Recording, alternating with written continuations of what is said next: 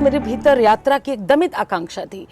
तो मुझे लगता था सारे बंधन तोड़ के किसी तरह से जो मेरा परिवेश है उससे मैं बाहर निकलूं। यात्रा जैसे मेरे भीतर एक रोग की तरह बैठ गई है, एक प्यास की तरह, अनवरत प्यास की तरह कि जो थमती ही नहीं है। कि मैं जब वो पुल पार कर रही थी तो मुझे लगा कि मैंने अपनी ख्वाहिशों के पुल पे खड़ी हूँ और मैंने पुल पार कर लिया है और मुझे अब दुनिया देखना है। मुझे चूंकि सामा चकवा लिखना था तो मुझे जंगल को फिर से देखना था। झाड़ियाँ कैसे लिपटती हैं वृक्षों से, घने वृक्ष कैसे होते हैं, उन वृक्षों ने अपनी जड़ों में कितना पानी छुपा रखा है, उनके तने में क्या ठोकने से कोई आवाज आती है। हमारे देश में ये कॉन्सेप्ट ही नहीं है कि अकेली लड़की घूमे। आप परदेश की बात छोड़ दीजिए, विदेशों में तो बहुत ही सेफ्टी है। इंडिया में ये कॉन्सेप्ट नहीं है अकेली लड़की। कोई माँ बाप, मैं भी माँ हूँ, अपनी लड़की को अकेले ट्रैवल के लिए नहीं जाने देंगे। नमस्कार, मैं हूँ आपका यात्राकार उमेश पंत और अभी हम जो शो कर रहे हैं उसका नाम है यात्राकार टॉक्स। यूट्यूब पर यात्राओं पर थोड़ा सा कम चर्चा होती है, तो हमें लगा कि यात्राओं पर ऐसे लोगों से चर्चा की जाए जिनकी ज़िंदगी घुमक्कड़ी में बीतती है और घुमक्कड़ी ही जिनके जीवन का मकसद है, और वो घुमक्कड़ी से बहुत कुछ ऐसा खोज के लाते हैं जो फिर उनकी कहानियों, किस्सों में शामिल हो जाता है। हमारे साथ एक ऐसी ही यात्राकार और बहुत ही जानी मानी लेखक गीता श्री आज मौजूद हैं। गीता जी, बहुत बहुत स्वागत है आपका यात्राकार टॉक्स में। हेलो उमेश। तो गीता जी, एक जो मेरे दिमाग में सवाल हमेशा रहता है कि यात्राएं जो है ना, हर किसी की ज़िंदगी में अलग अलग तरह से शामिल होती हैं। तो आपकी ज़िंदगी में यात्राएं कहाँ से शुरू होती हैं? देखिए, मैं जिस बैकग्राउंड से आई हूँ या जिस माहौल और जिस परिवेश से, जिस परिवार से, वहाँ स्त्रियों के लिए यात्रा सिर्फ तीर्थ यात्रा ही थी।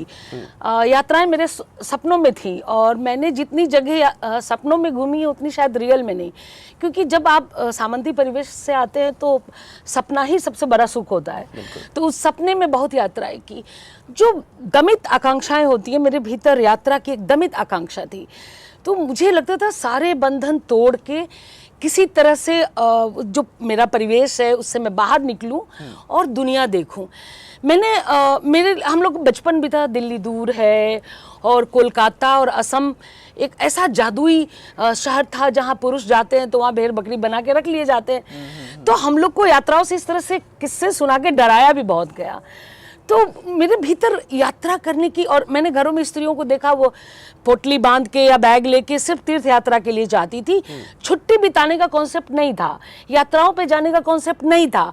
अगर गर्मी छुट्टी आ रही है तो आप गांव जाओ, होली छुट्टी है तो गांव जाओ, कोई छुट्टी है तो आप गांव जाओ, क्योंकि गांव में आपके गर्मी छुट्टियों में आपको आम खाना है, लीची खाना है और पूरी फैमिली जुटती है। तो हम लोग के लिए वैकेशंस और ट्रैवलिंग, हमारा कश्मीर भी हमारा गांव, कन्याकुमारी भी हमारा गांव।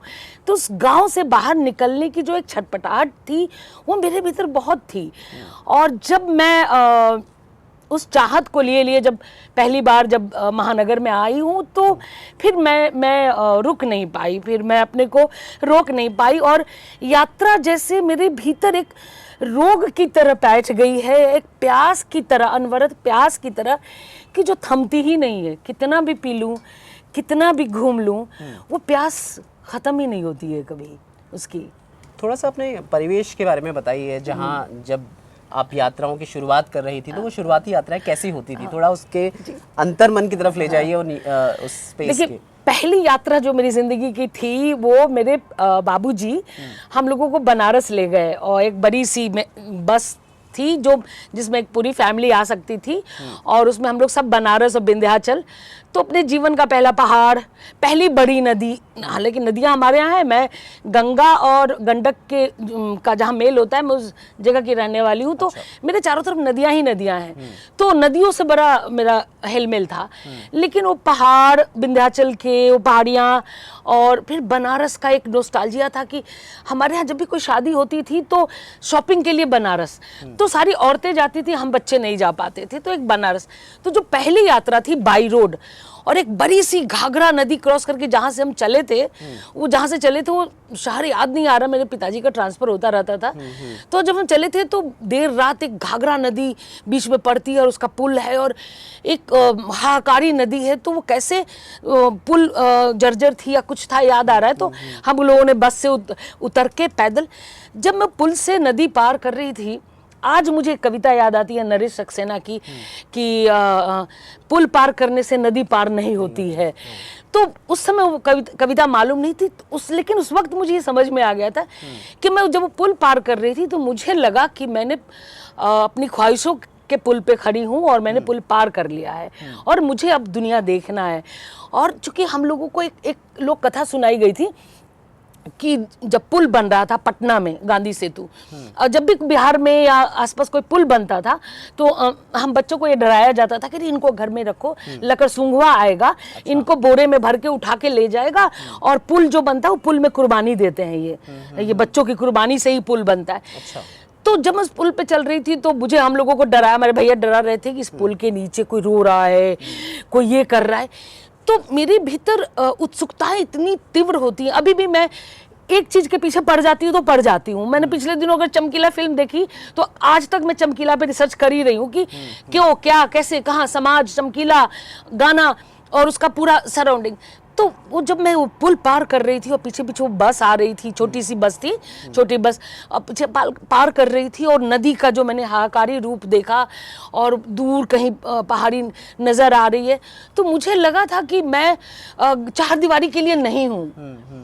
मतलब मेरी पीठ पे एक, देखिए आज तो लड़कियों को बहुत आज़ादी है, तब तो सपने में भी मैं नहीं सोच सकती थी, ये 80s और 90s के बीच की बात है, कि मेरे पीठ पे कोई बैकपैक होगा और मैं ऐसे अकेली घूम सकूंगी।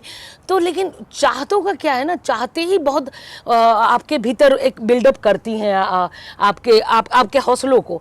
तो मेरे भीतर उसी समय जब मैं इधर इस तरफ आई तो मेरे जीवन की पहली यात्रा थी, तो मेरे सबने कहा कि तुम तो लिखती हो, अच्छा लिखने का शुरू से था, तो सबने कहा तुम अपना यात्रा वृत्तांत लिखो।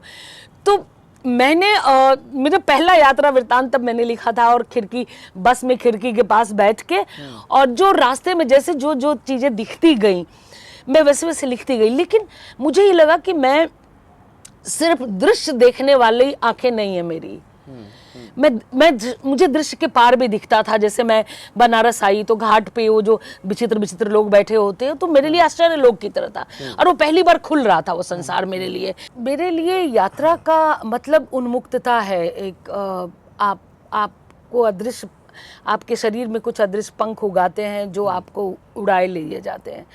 तो मैंने पहली बार उन्मुक्तता का एहसास किया उस नदी के उस अंधेरी देर रात को उस पुल को पार करते हुए, फिर बनारस जाके। तो मेरे जीवन की लंबी पहली यात्रा वो थी, और वहाँ से मेरे भीतर कुछ चीज़ें पक्की हो गई कि मुझे कुछ नहीं करना है, मुझे जम के यात्राएं करनी है। और इसके लिए अपने चूँकि बहुत सामंती परिवेश से हूँ, तो तब ये हमें सपने दिखाए नहीं गए थे कि आपको करियर बनाना है या कुछ बनना है, बस एक अच्छी लड़की के लिए तैयार कर रहे थे। लेकिन मेरे भीतर वो खराब लड़की तैयार हो रही थी जो यात्राओं के लिए बनी थी, और इस तरह से यात्राओं की चाहत मेरे भीतर प्रवेश करती है। लेकिन मुझे पता था कि सपने को पूरा करने के लिए मुझे खुद मुख्तार होना पड़ेगा, वहाँ के हाथ फैला के, और आज़ादी तो मांग के भीख में नहीं मिलती है, तो आपको हासिल करनी होती है। तो गीता जी, आपकी एक किताब है जिसका शीर्षक है कुछ इधर जिंदगी कुछ उधर जिंदगी। तो ये जो इधर और उधर है उसको थोड़ा सा समझाइए कि कैसे इधर से उधर की आपकी पूरी जर्नी, जहाँ तक मैं समझ पाया उस किताब को देख के, कि वो कुछ देश भी है और कुछ विदेश भी है। तो आप इसे भी ऐसे भी देख सकते हैं, वो कुछ इधर उधर, जो इधर मतलब देश, उधर मतलब प्रदेश। तो उसमें दो खंड है, देश खंड है और प्रदेश खंड है। तो चूंकि मैं विदेश भी उतना ही घूमी हूँ जितना अपना देश, तो दोनों को कुछ लोग सिर्फ विदेशी यात्राओं पे लिखते हैं, और मुझे लगता है कि हमारे यहाँ अपने यहाँ के बारे में लिखने के लिए इतना सब कुछ है, क्योंकि हम टूरिस्ट नहीं, मैं ट्रैवलर हूँ। जो यात्री होते हैं वो जगहों की नसों में उतरते हैं, उसकी रगों में उतरते हैं, उसकी आत्मा में उतरते हैं। तो मैं ट्रैवलर बन के जब अपने ही देश में यात्रा करती हूँ तो मुझे उतना ही रोमांच होता है जितना परदेश में। बल्कि मैं सच कहूँ, इतना जगह घूमने के बाद आज मैं ईमानदारी से कहूँ तो मेरा अब मन नहीं करता बाहर जाने का। मेरा मन करता है मैं अपना देश एक्सप्लोर करूं। इसके पीछे कोई राष्ट्रभक्ति या राष्ट्र प्रेम जैसी कोई बात नहीं है। इसके पीछे बात यह है कि मैंने अपना देश अभी ठीक से नहीं देखा है, तो मैं कुछ इधर जिंदगी बिताना चाहती हूँ। उधर बहुत बिताई, मैं अब इधर जिंदगी बिताना चाहती हूँ क्योंकि मेरे भीतर भिन्न भिन्न कल्चर, भिन्न भिन्न संस्कृतियों, उनके फेस्टिवल्स, उनकी वेशभूषा, उनका खाना, उनके लोग, मुझे सबसे ज़्यादा यात्राओं में जो चीज़ें फैसिनेट करती हैं, जो प्रभावित करती हैं, वो भिन्न भिन्न प्रकार के लोग, स्त्रियाँ, और वो उनकी बातचीत, उनका हाव भाव, उनका व्यवहार का तरीका। तो मुझे वो दूसरा दो चीज़ें बहुत यात्राओं में मुझे, एक तो लोग, सबसे ज़्यादा लोग प्रभावित करते हैं। दूसरा उनका लोकेशन, वो जो जिस माहौल में रहते हैं, जिसकी उनको ये एहसास नहीं कि वो जहाँ रहते हैं वो चीज़ें हमें इतनी दूर से खींच कर ला रही है, और हम हमारे लिए, उनके लिए वो डेली का है, लेकिन हमारे लिए हम अचंभे की तरह उसे देखते हैं। तो दो चीज़ें, तो जो कुछ इधर की जो ज़िंदगी है, इधर मतलब मेरा अपना देश, जिसको बहुत अच्छे से मैंने नहीं देखा है, मैं अपने देश को भीतर से देखना चाहती हूँ, उसके भीतर बैठ के उसकी संस्कृतियों का अध्ययन करना चाहती हूँ, उसके फेस्टिवल्स का, उसकी आत्मा का। तो मेरा मन करता है कि, और दूसरी बात कि मैं ज़्यादा सहज भी हूँ अपने देश में, चाहे भाषा ना आए मुझे, ट्राइब्स की भाषा ना आए, लेकिन एक जो संवेदना है ना, हमारे इंडियन होने की जो एक संवेदना है, वो जोड़ती है। वो न भी समझे मेरी बात तो भी एक संवेदना हमें कनेक्ट करती है। तो ये कैसे संभव है कि जब आप कुछ इधर जिंदगी बिताएंगे, तो मैं कुछ इन दिनों ऐसा सोचा है कि इस साल मैं कुछ इधर जिंदगी बिताना चाहती हूँ। तो अब उधर जिंदगी बहुत उधर जिंदगी बहुत हुई। अच्छा, एक महिला के तौर पे, क्योंकि ये महिला सुरक्षा जो है, जैसे मैं वियतनाम गया था, वहाँ जिस तरह से महिलाएं जितने निरंकुशता से, जितनी आसानी से, जितनी सहजता से घूम पा रही थी, मुझे हमेशा अपने देश में कमी खलती है कि ऐसा यहाँ नहीं हो पाता। तो आपका कैसा अनुभव है एक महिला के तौर पे इस देश में घूमने का? देखिए, बहुत सही सवाल है। मुझे लग भी रहा था कि आप इस तरह का सवाल पूछेंगे, और इस तरह का सवाल आना भी चाहिए था कि यात्रा में हमारे देश में ये कॉन्सेप्ट ही नहीं है कि अकेली लड़की घूमे। आप परदेश की बात छोड़ दीजिए, विदेशों में तो बहुत ही सेफ्टी है। इंडिया में ये कॉन्सेप्ट नहीं है अकेली लड़की। कोई माँ बाप, मैं भी माँ हूँ, अपनी लड़की को अकेले ट्रैवल के लिए नहीं जाने देंगे। मुझे भी कहाँ जाने दिया गया। मैं भी बहुत, जब नौकरी करने लगी और मैं खुद मुख्तार हुई और एक उम्र हुई, तो मैंने अपने आप को आज़ाद पाया और मैं अकेले घूमने लगी। अकेले भी घूमी, दोस्तों के साथ भी घूमी, लेकिन सिक्योरिटी बहुत बड़ी समस्या है।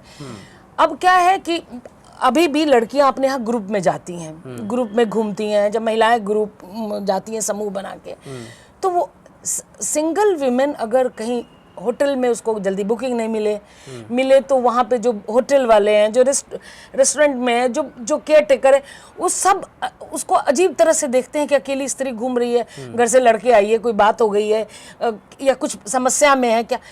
तो औरतों को सबसे अधिक सवालों के घेरे में स्त्रियां होती हैं। कोई कदम उठाए तो उन पर सवाल ही सवाल। तो इसलिए लड़कियों के लिए अपना देश लेकिन ऐसा नहीं है कि पूरा इलाका सेफ है। मुंबई के बारे में बहुत अच्छी राय है लड़कियों की कि बहुत सेफ है। कुछ सिटीज सेफ है। आप नॉर्थ ईस्ट चले जाइए, नॉर्थ ईस्ट में जहाँ जहाँ मातृसत्तात्मक समाज है या जहाँ जहाँ ओपन माहौल है, वहाँ बहुत सेफ है लड़कियों का। और कुछ सेफ्टी तो अपने हाथ में भी है कि जैसे अनजान जगह पे देर रात ना घूमे या अनजान लोगों के साथ ना घूमे या दोस्ती उतनी ना करें। देखिए, इस देश में ये प्रॉब्लम रहेगी, है और रहेगी, वो कभी ख़त्म नहीं होगी। लेकिन इसके डर से क्या हम घूमना बंद कर देंगे? हम जगह एक्सप्लोर करना बंद कर देंगे? जो घूमना चाहिए लड़कियों को तो और घूमना चाहिए, बल्कि लड़कियों को तो परिवार बसाने से पहले ही घूम लेना चाहिए। मैं इससे पहले कि बहुत बूढ़ी जर्जर हो जाऊं, मेरी टांगे जवाब दे जाएं, मुझे बहुत घूम लेना चाहिए। उसी तरह से लड़कियों को जो परिवार का की जिम्मेदारी है, उससे पहले बहुत घूम लेना चाहिए। इसलिए कि उसके बाद जिंदगी उतनी मोहलत नहीं देती, आपका परिवार उतनी मोहलत आपको नहीं देता, क्योंकि आपकी जिम्मेदारियां बढ़ जाती है। अब मैं चाह कर भी बहुत ज़्यादा समय ट्रैवलिंग को नहीं दे पाती हूँ। तो डर के घर बैठना कोई अच्छी बात नहीं है। जगहों का चयन करते समय आप सावधानी करें कि हम किस जगह घूमने जा रहे हैं, वहाँ की सिक्योरिटी क्या क्या है, वो सब का ध्यान रखें। तो अकेली लड़कियों को ट्रैवल जरूर करना चाहिए, उससे उनके बहुत माइंड खुलता है, उनको संसार समझ में आता है, लोग समझ में आते हैं, नई किस्म की व्यवहारिकता उनके भीतर आती है। और मुझे लगता है कि ये जो भय है ना, वो बहुत ज़्यादा दमन के पीछे भी ये भय बहुत बड़ी वजह है, और वो एक्सपोजर बहुत बड़ी वजह है। तो जब आप घूमते हैं तो कहीं ना कहीं वो एक्सपोजर आपको मिलता है, और आपको लगता है कि डरना बहुत ज़रूरी नहीं है ना। आप देखिए डर जाएंगे तो घर बैठ जाएंगे ना। डर गए तो मर गए। देखिए हमें जीना है तो जीने से पहले मरना क्या है, और डरना तो मर जाना ही है। बिल्कुल नहीं डरना चाहिए। बस ये कि उस डर पे काबू कैसे पाना है, तो उसके लिए तो आपको भीतर से बहुत मजबूत होना पड़ेगा, और वो सारे नॉर्म्स अपनाने होंगे जो सेफ्टी के लिए ज़रूरी है, वो सब उनका ध्यान रखना पड़ेगा। कि और ये ध्यान रखना पड़ेगा कि आप अपने देश में घूम रहे हैं जहाँ विमेन अब भी सबको अप्रोचेबल है, सबको लगता है कि अकेली स्त्री है तो आसानी से उपलब्ध है, अकेली स्त्री है तो इसको छेड़ा जा सकता है, ऐसे कपड़े पहन रही है तो इसको कुछ भी कहा जा सकता है, इस कैरेक्टर एनालाइज किया जा सकता है। मतलब स्त्रियां हमेशा संदेह के घेरे में रहती हैं, और हमारे यहाँ चूंकि एक बंद समाज है भारत का, तो उस तरह का एक्सपोजर स्त्रियों का भी नहीं है, पुरुषों का भी माइंड उतना नहीं हुआ है कि वो एक्सेप्ट कर सके एक आज़ाद स्त्री को या खुली स्त्री को, या जो घूम रही है। तो इसका मतलब नहीं कि वो आपके लिए आसानी से उपलब्ध है। तो लेकिन सुरक्षा के भय से या उस डर से कि कहीं कुछ अनिष्ट ना हो जाए हमारे साथ, तो उसके लिए यात्रा पर न जाना कोई सॉल्यूशन नहीं है। बल्कि यात्रा इसलिए ज़रूरी है कि वो आपके बंद रंध्रों को खोलती हैं, आपको आपकी नसों में जो कलियां हैं वो चटकती हैं, वो खिलती हैं। वो मतलब मैं सच कहूँ अपने कि मैंने उतना किताबें पढ़ के नहीं सीखा मैंने, जितना मैंने आंखों से देख के। मैं वियतनाम गई, अगर मान लो मैंने वियतनाम की किताब पढ़ ली, यात्रा एक फील देती है। जब तक फील नहीं है ना, वो सारी किताबें बेकार हैं। तो उस फील के लिए आपको यात्रा करना है ना। हम रिसर्च, कोई कहानी लिखते हैं, रिसर्च के लिए जाते हैं ना, झुग्गियों में, झोपड़ियों में, किरदार से बात करते हैं ना। क्यों? क्योंकि फील के लिए। रिसर्च आप तो कल्पना से भी लिख सकते हैं, कोई आपको फीडबैक भी दे सकता है।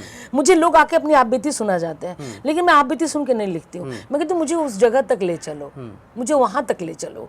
जब तक आप वहाँ तक नहीं जाएंगे तो वहाँ से कुछ नहीं पाएंगे आप। बिल्कुल, मैं अब उसी तरफ आ रहा था, क्योंकि जो आपका लेखन है उसमें यात्राएं मुझे लगता है एक बहुत अहम रोल अदा करती हैं। जैसे जब आप राजनीति पढ़ते हैं तो वो एक ऐतिहासिक यात्रा की कहानी ही है।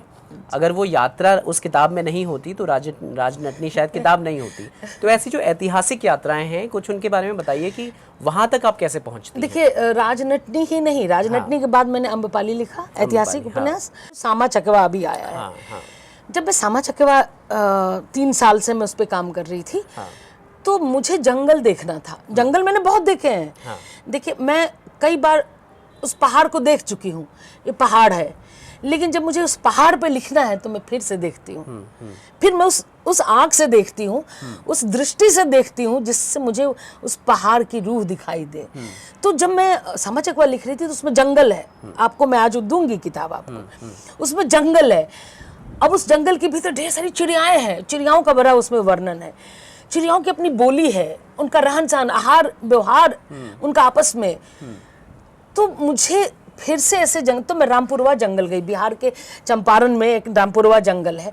उस जंगल की एक खूबी है कि वो नेपाल से लगता है, और उस जंगल में वहाँ पे बुद्ध जब आए थे भारत की तरफ नेपाल से चल के, तो उस जंगल से होते हुए जहाँ उन्होंने वस्त्र उतारे थे, वो जगह अभी भी है। वहाँ वस्त्र उतारा था, बाल केश, वो जगह है, उन लोगों ने वो बचा के रखा है। वहाँ अशोक स्तंभ एक टूटा हुआ रामपुरवा में मिला मुझे। तो मैं वो जंगल गई, 10 किलोमीटर अंदर पैदल चली हूँ, और वो टाइगर रिजर्व फॉरेस्ट है जो वाल्मीकि नगर जंगल से लगता है वो। तो मुझे मना भी किया कि आप जीप से जाओ। मैं जीप से जा सकती थी, खुली जीप से घूम के आ सकती थी।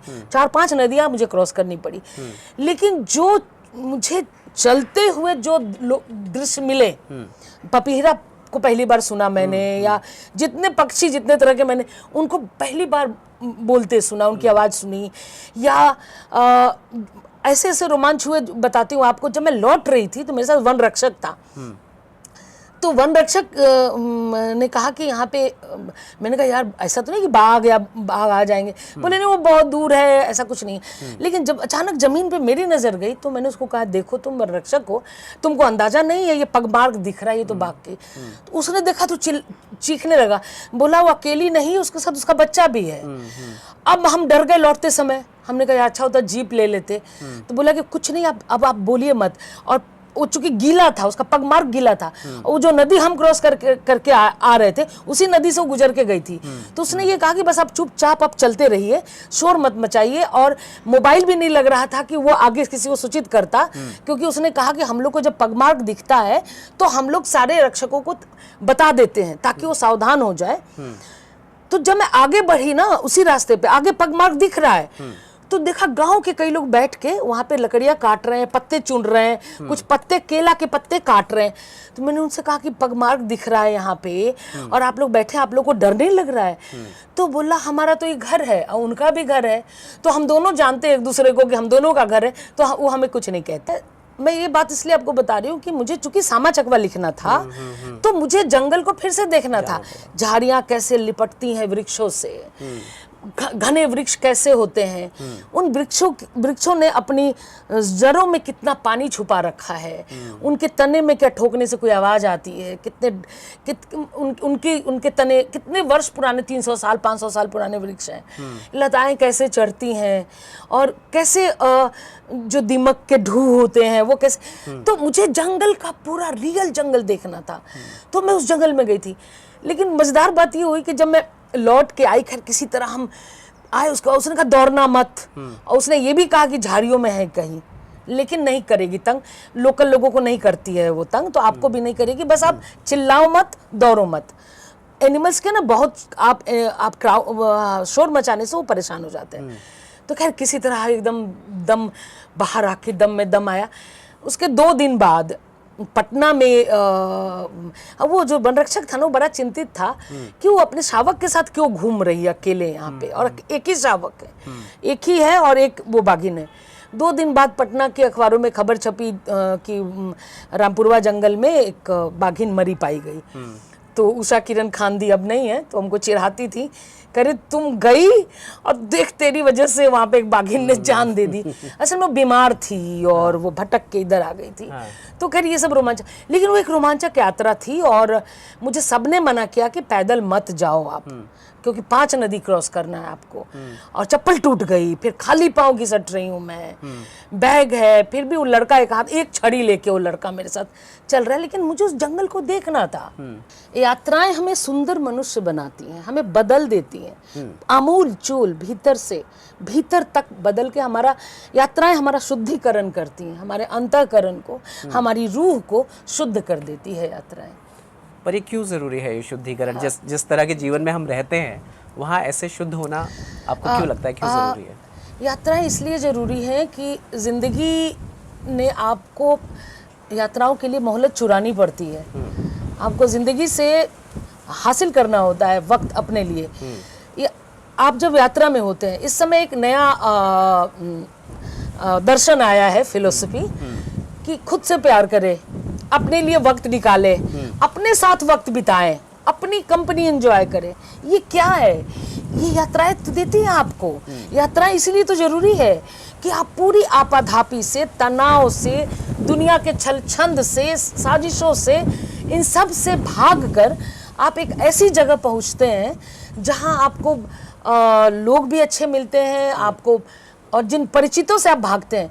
यात्राएं एक तरह की पलायन भी है उन लोगों से या उन जगहों से जो आपको कहीं ना कहीं बहुत बोर करती हैं, उबाती हैं या तकलीफ देती हैं। तो आप इन सब से भागते हैं कि कुछ दिन बाद आपको मन उबने लगता है कि कहीं चले, नई जगह जाएं। तो वो नई जगह आपको आपसे आपके करीब लाती है। यात्राओं में आप अपने करीब, सबसे करीब आप यात्राओं में होते हैं, जहाँ सारे अपरिचित हैं। आप किससे बात करेंगे? तो आप खुद से बात करते हैं, आप अपने पास होते हैं, आप सोचते हैं, आप अपनी प्लानिंग्स करते हैं, और आप क्रिएटिव आइडियाज़ आते हैं, और आप रिफ्रेश होकर लौटते हैं।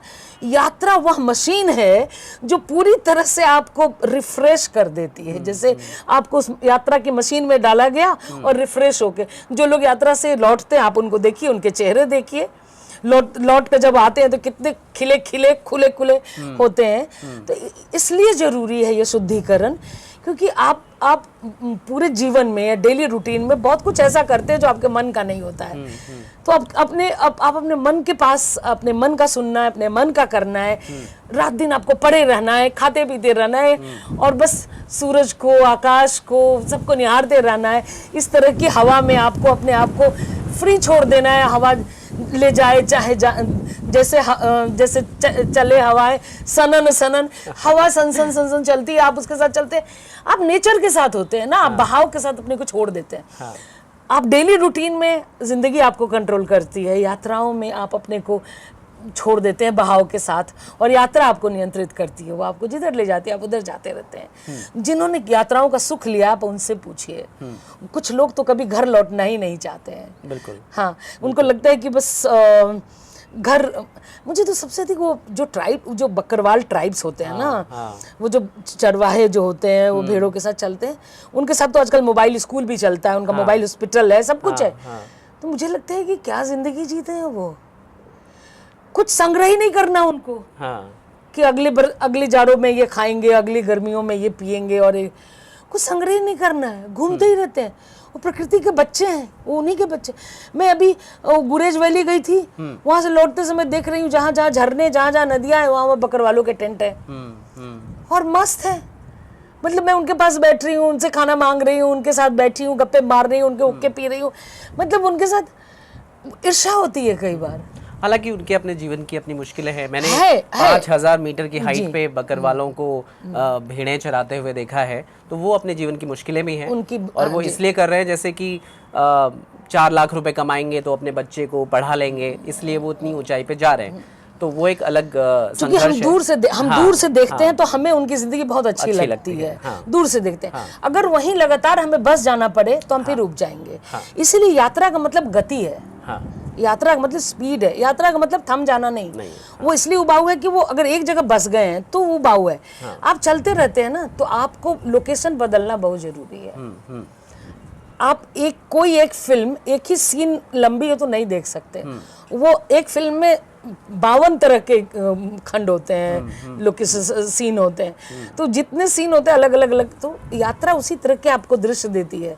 तो इसलिए जरूरी है। अभी आपने कहा कि यात्राओं में गति है और हम लगातार गतिमान रहते हैं, और गतिमान रहते हुए आप प्राग पहुंच जाती हैं। प्राग को लेके मेरी दीवानगी इतनी थी कि हम जब यूरोप यात्रा पे निकल रहे थे, कई देशों की यात्रा एक साथ करनी थी, तो एम्स्टर्डम उसमें था, नीदरलैंड हमें जाना था। लेकिन चीड़ों पर चांदनी मैंने ताजा पढ़ा था। जैसे ही चीड़ों पर चांदनी में प्राग का जिक्र आया, हमारी टिकट, हमारे पैसे नुकसान हुए, नीदरलैंड की टिकट हमने कैंसिल कराई ट्रेवल एजेंट को बोल के, और प्राग का टिकट कराया। वो चीड़ों पर चांदनी में प्राग का जो वर्णन है, 2 चीज़ों ने अट्रैक्ट किया। एक तो निर्मल जी की भाषा, तो और मैं अपने हाथ में चीड़ों पर चांदनी लेकर प्राग घूम रही थी, और वो किताब मेरे हाथ में 2 जगह थी। जब मैं माला अस्त्राना की उस गली में, जिस गली का जिक्र करते हैं निर्मल जी की, लड़के बियर कैफे से बियर पीकर आते हैं और वहाँ गली में बैठ जाते, काली काली चट्टानों वाली वो गली है, माला अस्त्राना गली। उस गली में तो रोड पे चलते चलते मैंने अपने घर में मेरे हस्बैंड और बेटी सब, मैंने कहा मुझे इस गली में बैठना है। तो मैं उस गली में बैठी, क्योंकि निर्मल जी की कहानियों में लोग बैठते हैं, निर्मल जी भी बैठते हैं। मैं बैठी। फिर दूसरा कि हमारे साथ जो और लोग भी गए थे, तो जो नॉर्मल टूरिस्ट होता है, ट्रैवलर और टूरिस्ट का फर्क वहाँ नजर आया। जो टूरिस्ट होता है वो क्या देखे क्या ना देखे, इस पे जाता है।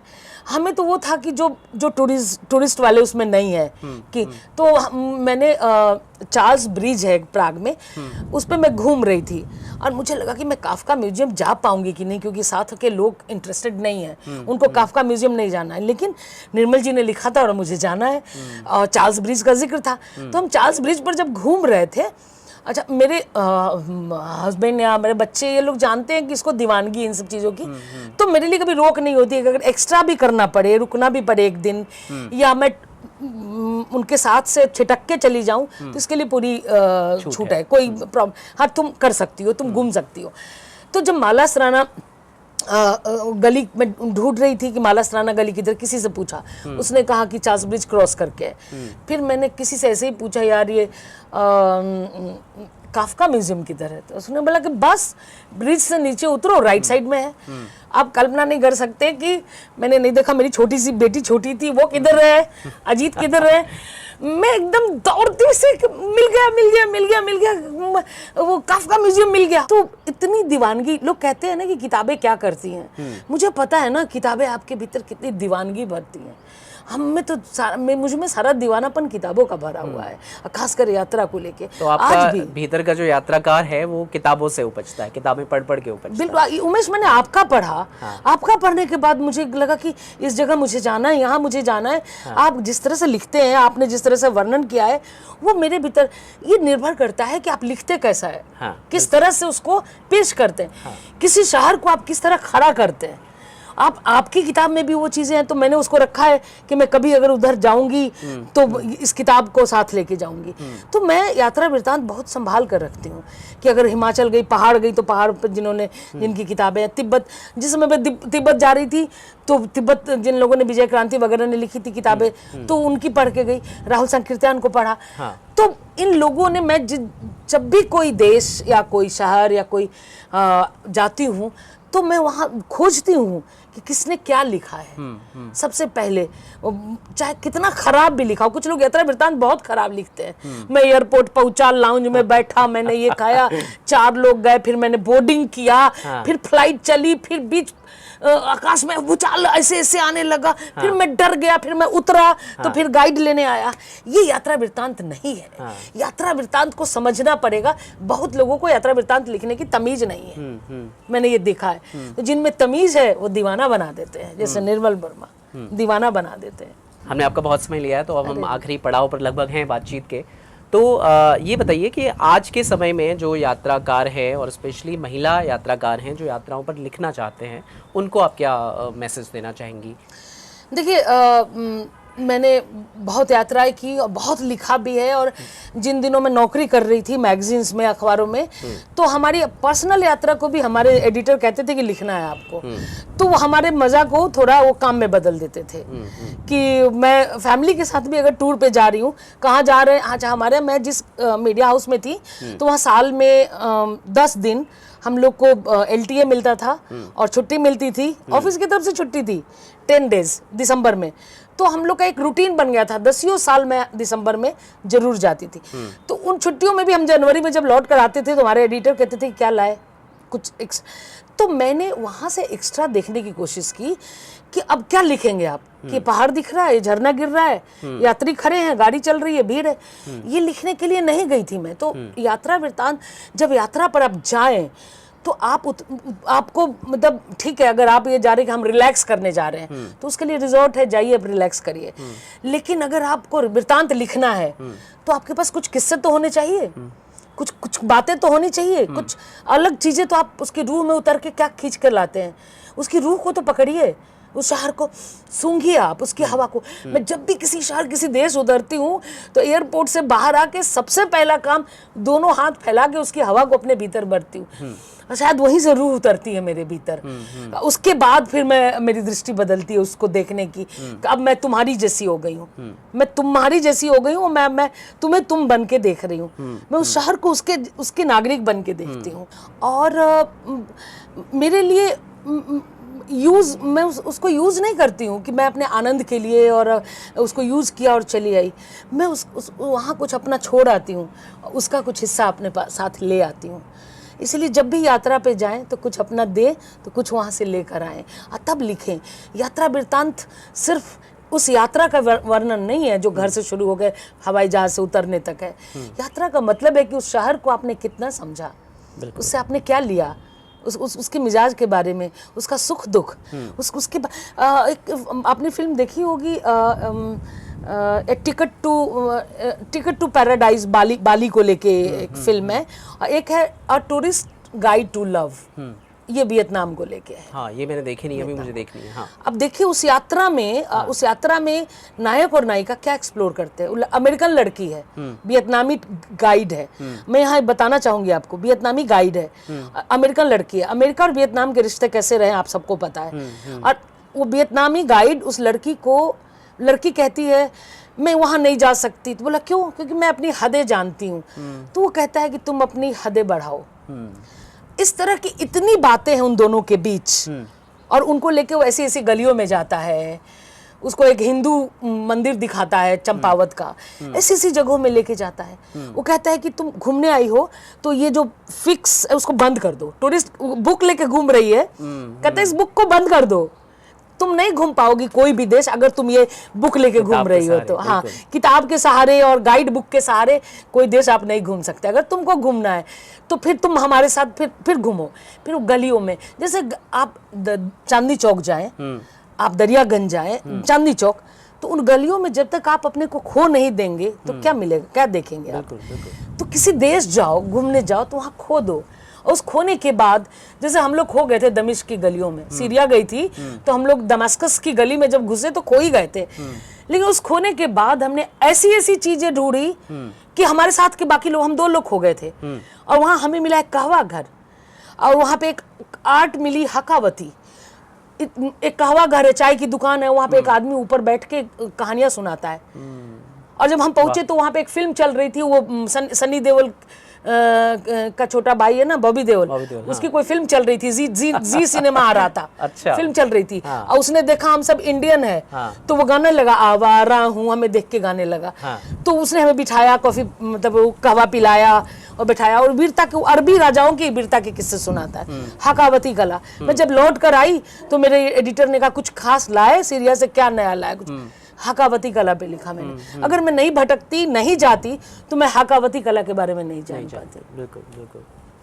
चलिए गीता जी, बहुत बहुत शुक्रिया आपका, आपने काफ़ी समय दिया। और मैं उम्मीद कर रहा हूँ कि जो हमारे समय के यात्राकार हैं, खासकर महिला यात्री हैं, उनको भी आपसे बहुत कुछ सीखने को मिलेगा। आपने अपनी यात्राएं करते हुए इतनी सारी किताबें लिखी, इतने लंबे दौर तक पत्रकारिता की, रामनाथ गोयनका जैसे बड़े अवार्ड आपको मिले, तो वो सब कहीं ना कहीं बातचीत से लगता है कि यात्राओं के जरिए ही आता है। वो जो मिला भी वो यात्राओं की वजह से ही मिला, क्योंकि मैंने यात्राएं की तभी तो मुझे ट्रैफिकिंग के केसेस मिले। तो बहुत बहुत शुक्रिया गीता जी, उम्मीद करता हूँ कि आपकी ऐसी ही यात्राएं आगे और बहुत चलती रहेंगी, और पाठकों को नई नई जगहों के बारे में आपके नज़रिए से पढ़ने को मिलता रहेगा, और आपके नज़रिए से वो दुनिया और बेहतर तरीके से देख पाएंगे। बहुत बहुत शुक्रिया आपका। Thank you.